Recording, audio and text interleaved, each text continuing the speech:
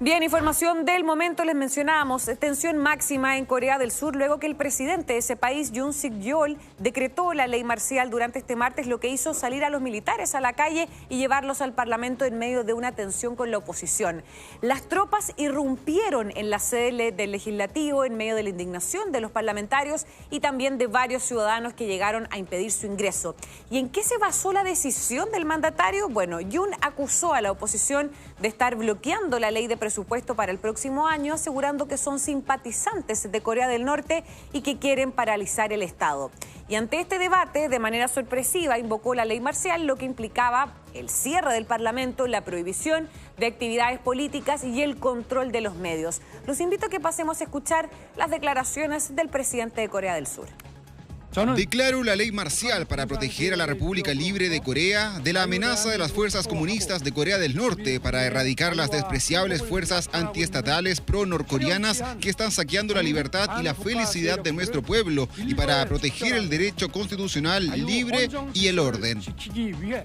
Y bueno, tras esto, el Parlamento surcoreano respondió y votó a favor de bloquear esta declaración de ley marcial del presidente de manera unánime, lo que básicamente hizo que las tropas que habían ingresado al edificio principal del Parlamento en Seúl empezaran a retirarse, mientras que la televisión local comenzó a mostrar imágenes de las tropas ya saliendo del edificio parlamentario. Y tras el rechazo del Parlamento, el presidente anunció entonces que daba un pie atrás, es decir, el levantamiento de la ley marcial.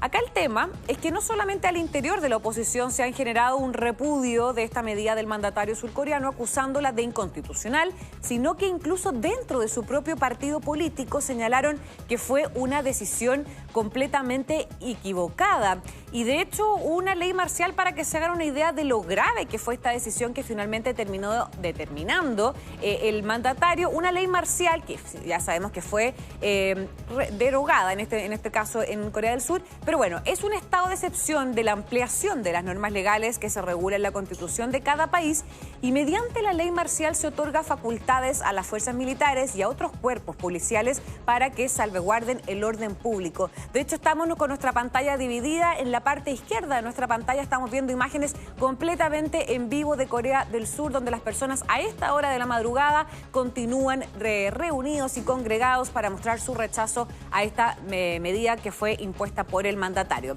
Bueno, así, cuando están en ley marcial pueden realizar, por ejemplo, arrestos sin que ningún organismo jurídico controle sus actividades, y en general la ley marcial implica una limitación y suspensión de algunos de los derechos de los ciudadanos. También contempla castigos bastante más severos ante infracciones que los que se imponen en situaciones normales. Y para que se hagan una idea de lo inédito que es finalmente esta medida, se trata de la primera vez que Corea del Sur declaraba la ley marcial de emergencia en más de 40 años. De hecho, la última vez que se invocó fue en el año 80, y en solo un par de horas, obviamente con esta medida que fue sumamente de emergencia, el won coreano, que es la moneda local, cayó en su nivel más bajo en 2 años tras la declaración de la ley marcial. Y para entender mejor también el estilo, la forma que tiene para gobernar este mandatario, los invito a que pasemos a revisar el wall con la siguiente información. Tenemos acá, bueno, una fotografía del presidente Yoon Suk-yeol, que es el presidente de Corea del Sur. Sabemos que él asumió hace poquito, asumió hace menos de 2 años, en el año 2022, pero acá, ojo con esto, porque ganó con un margen sumamente estrecho, ganó la presidencia por menos del 1%. Y antes de ser mandatario, fue fiscal por 27 años.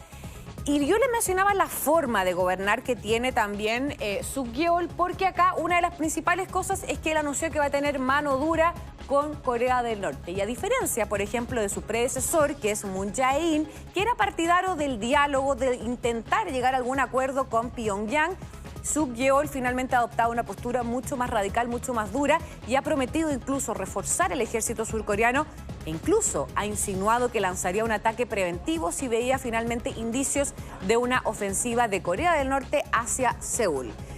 Y por otro lado, algo que también ha bajado bastante en estos últimos 2 años, la popularidad también del mandatario, es precisamente esto, que es investigado tanto él como su mujer por corrupción y abuso de poder. Ahí nos faltó la palabrita, pero es abuso de poder.